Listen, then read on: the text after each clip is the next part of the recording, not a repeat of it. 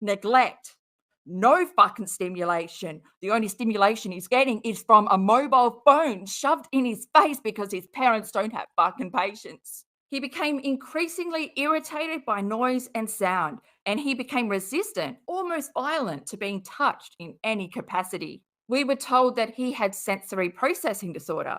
Initially, this made sense, but no amount of therapy seemed to improve his seeking or avoiding behaviors. In the midst of all these behaviors or developmental delays, his health was also starting to decline.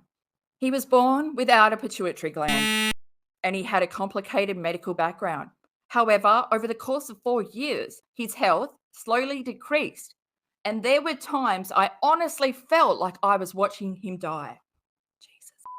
He, at one point, had been engaged with the world, eager and interested in people around him, and I watched him become a shadow of his former self. His mornings were spent laying on the floor, complaining of fatigue and pain, and uninterested in playing with toys.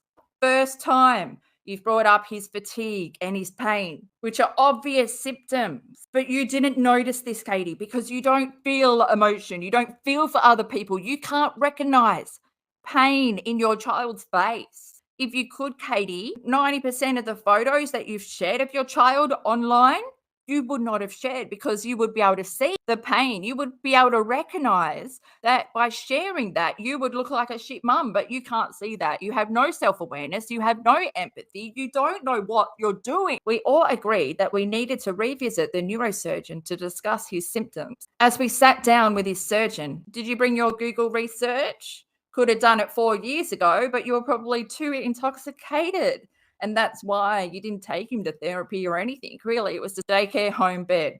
And that's it. You didn't have time to even look at him and realize that he had these symptoms: headaches, fatigue, nausea, gagging, retching, back pain, neuropathy in his hands and feet, pain in his legs and arms, dysautonomia, sensitive gag reflex. Well, that's gagging.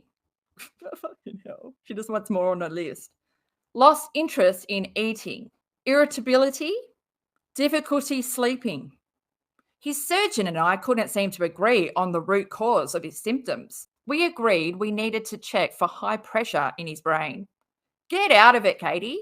Get out of it. You are not part of it. And when you are part of it, the neglect happens. So you want to be all up in the business now. It's too late. The damage has been done. A plan was made to measure pressure, check for symptoms, and we discussed the possibility of a shunt being placed in his ventricles.